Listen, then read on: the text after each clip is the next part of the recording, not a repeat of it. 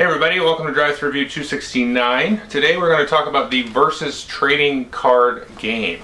This is no longer in print. I'm just going to show you a couple of these starter boxes here. Here's the Batman and Joker starter decks and the X-Men and Brotherhood of Mutant starter decks. So this is a game no longer in print. Came out in 2004, lasted a few years, and I played the heck out of it when it came out. I played, I guess, professionally for money anyway. Won a little bit of money at it, and also spent a lot of time creating software for it. Mostly I'm bored today, and I'm waiting for Marvel Dice Masters to come out tomorrow, or by the time you see this, it's coming out today. So this is kind of the game that I'm going to hold the Marvel Dice Masters against, because they said they're going to play DC eventually with that game. This is probably my favorite trading card game. Now if you throw Netrun in there, that's an LCG. The competition gets a little bit more fierce. I'd say I'd rather play this because I'm really into the comic book aspect of it. And I think the game mechanics and everything are really great, which I'll show you in a second. You know, this is a kind of a sentimental favorite, and like I said, I still have these sold off my collection years ago. Let me go ahead and just show you how to play. You can pick up these starter boxes and things, and sometimes somebody will have a collection on eBay. I had seen, even last year, 2013, at Gen Con, there was a small little table of folks playing Versus in a tournament. So folks still play it. There was still, if you talk to somebody that played Versus, they'll be like, oh yeah, I remember that. So it's one of those, you know, games that would be really cool if they kind of came back out with it or something. Will never happen. But let's look at how it plays, and I'll explain why I think it's so great mechanically, and then obviously from a theme perspective, if you like the superheroes and supervillains, then you're going to like that part. So here are the four decks here. You got the X-Men, the Brotherhood of Mutants, Gotham Knights, and the Arkham Inmates there. And I'll just go over a little bit of the cards. Now each of these comes with sort of a leader and sort of a special foil card. They had a little thing where they sort of extended the border out. So here's Storm, but you can see Professor X get a little bit more artwork there. It's a little bit shiny. This is a character card. A couple things to note here. Here's his cost to get into play. And then you can see some other attributes here. They'll either be ranged there, or sometimes some characters will have ranged and flight.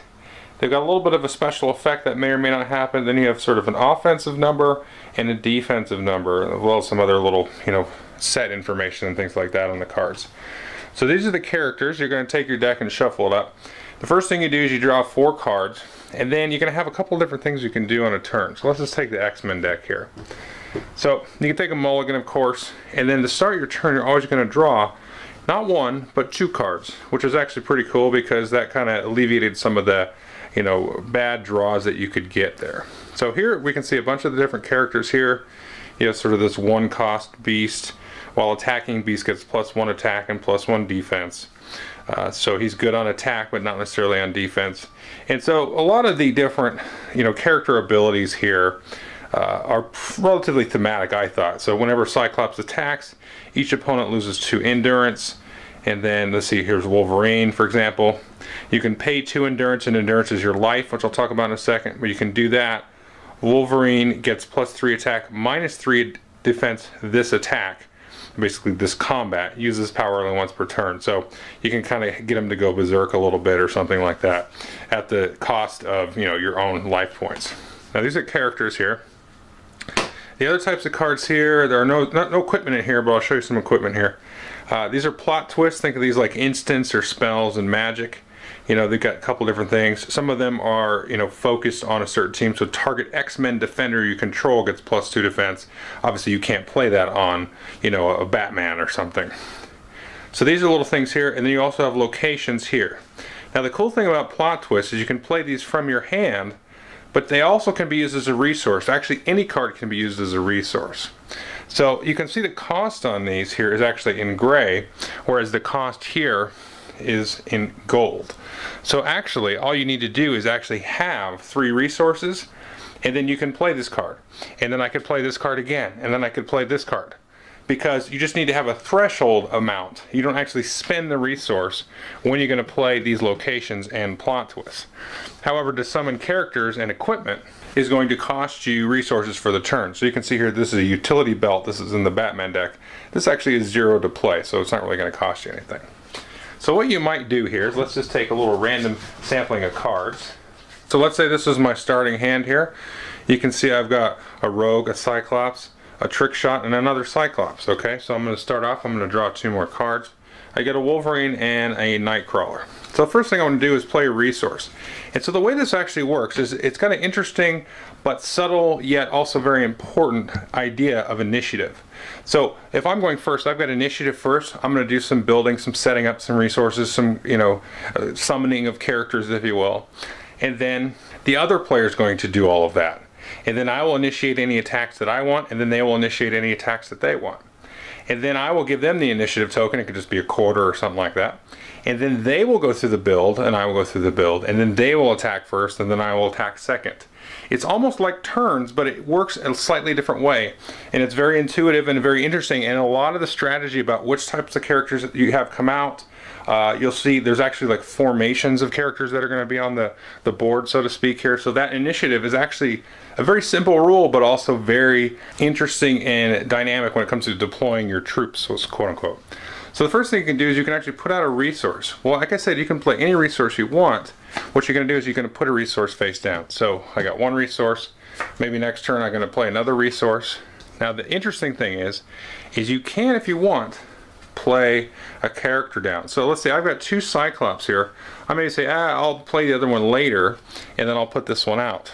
Well, you don't really want to do that because, as you can see, you can actually use characters to kind of beef themselves up, and you want to have the opportunity to put them into play. But if you're at a worse for wear and all you drew was character cards, you're not going to be stuck, behind on sort of the resource curve of the game.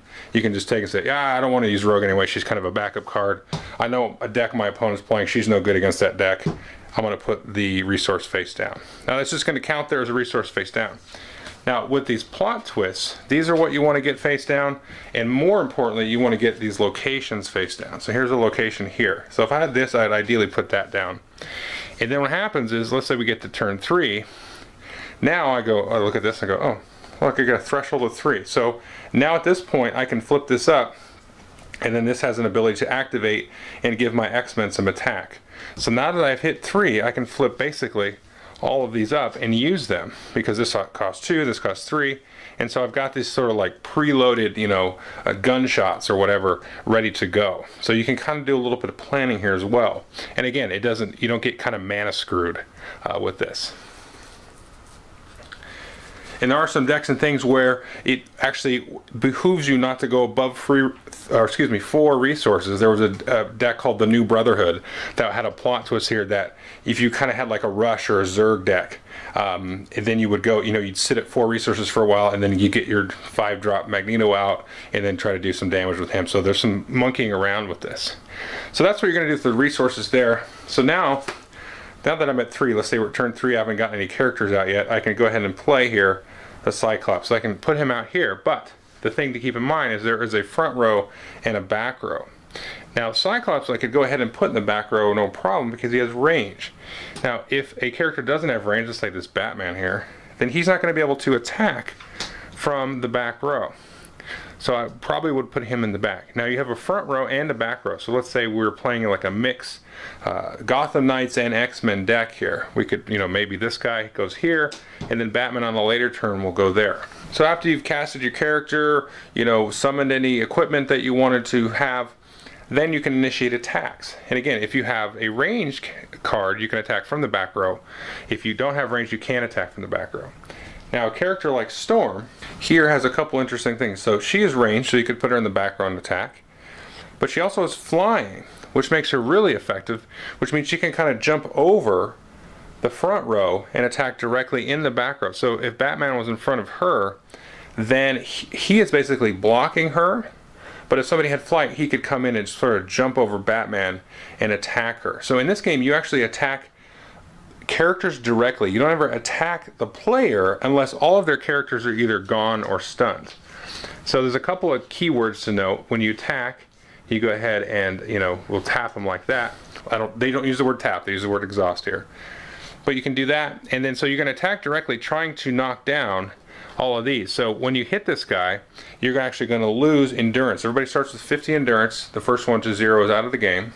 So let's say for all intents and purposes I have Batman on the other side. I go ahead and attack Cyclops. We just got a back row here. Batman's going to attack Cyclops. So you're going to compare his attack to his defense and his attack to his defense.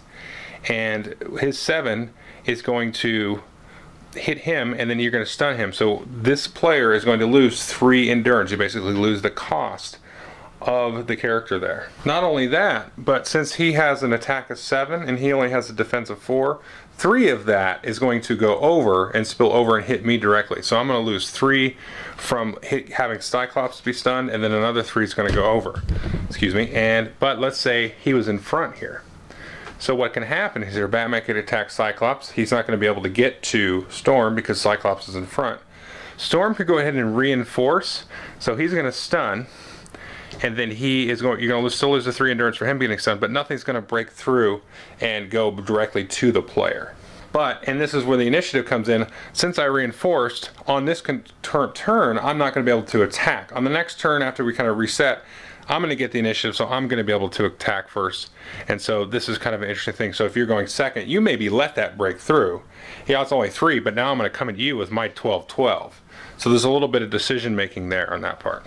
And if you had enough combat here, maybe you pump this guy up with a plot twist or something, and Batman declares an attack, and you go, okay, surprise, I have a plot twist. He actually gets 2 more attack, so you're actually going to stun Batman as well. So that's an interesting kind of idea as well. Another really awesome thing is you can do team attacks. So let's say these 2 guys were here. They could go to combine their strength, so they've got 7, 12, and they can go to take out maybe like a Storm or something, or somebody else that is, you know, a big beefcake. And so, and then in that case, probably one of your characters is going to be stunned, and then hopefully you stun the other character. Now once everybody's attacked, you're going to be able to recover characters. All these guys are going to untap, and you can recover 1 stun character back. So if you have more than 1, let's say they have wiped out all of these, well guess what, we can only recover 1 of these, and then these 2 here are KO'd and knocked out, and you're going to have to try to, you know, summon some more characters there. Now, one last thing is you can go ahead and use a character that matches the other character, and then you can actually discard him as sort of a power-up. So if I'm attacked with Cyclops, you think, oh, he didn't have any plot twists, so you can discard the matching card to give him +1/+1 as well. So that's interesting. That's pretty much how the game works. You're just trying to get out characters and just kind of smash each other in the face. You know, you try to have a rush deck to beat him down before Magneto comes out and rocks your world and all that kind of stuff. But that's pretty much it. Okay, I hope you enjoyed the overview. As you can tell, this is kind of a nostalgic walk down memory lane for me. Basically bored waiting for Dice Masters to come out. But if you wanted to try this game, like I said, you can find these starter boxes and collections on eBay a little bit. The best part about the game was probably the casual play. Now, I did play for money and things like that, and went to 10Ks and Pro Tours and all that stuff. And the metagame was very solid, I felt, and you know, there was a lot of fun in kind of creating your decks, and drafting was a lot of fun, especially in the older days. But the best part was creating like a Punisher deck and then like splashing into the Daredevil versus, you know, your Batman deck and all that kind of different stuff. There was guys like the Sentinels, you know, in the X-Men, the big robots. There was a couple of Sentinel decks early on that were a lot of fun to play. One that would like kind of destroy a bunch of your robots and things and jack your guy up and then bash the other guy, or jack up somebody and then overload that guy and kind of blow him up. There was another one that was like a swarm of robots. And there was a Teen Titans deck where it was all about team attacks. You know, a bunch of little guys, but they did little combos and abilities off of doing the team attacks. There was a Marvel Knights thing where guys would kind of fly out on the wings. They were like black bordered cards. They were stealth. So that was pretty cool. Superman was an interesting one because it was like, that's kind of where I stopped playing, was with that Superman set. Well, there was a Green Lantern set, I think, after that or something. It was right around that time.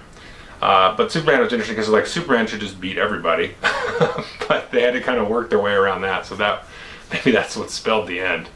But I still have a card in my wallet. This is "I Hate Magic," and that was one of the cards that you could, you know, play against Superman, because, you know, magic can affect Superman and Kryptonite, of course. But and it's also a double entendre. So yeah, so it's a fun little game. It was thematic and it was interesting to play, and the mechanics worked really well. Like I said, the whole resource row thing was really cool because you never got mana screwed. I mean, you'd have to play a less than ideal card, like a character or something, just to stay on the curve. And I was told by one of the designers that actually limited their design space. by not having sort of random, you know, mana draws, I guess you call it. But I didn't understand why. I mean, he explained to me, and I said it made sense, but I didn't understand it at all. But I kind of get it, you know, because it's like this game had a strict mana curve or resource curve. So it's like 1, 2, 3, 4, 5, 6, 7. And not every deck was like, okay, I better have on turn 1, I better have a 1. On turn 2, I better have a 2 drop. On turn 3, I better have a 3 drop. Not every deck went along those lines, but I think a lot more than Magic, it kind of went on that sort of linear arc of progressing characters. Like, you didn't want to miss your drops. But not really. I mean, there were some decks that definitely you could get around that. But especially early on, though, it seemed like that was kind of your traditional curve, except for the New Brotherhood deck. But that's my vague memory of that.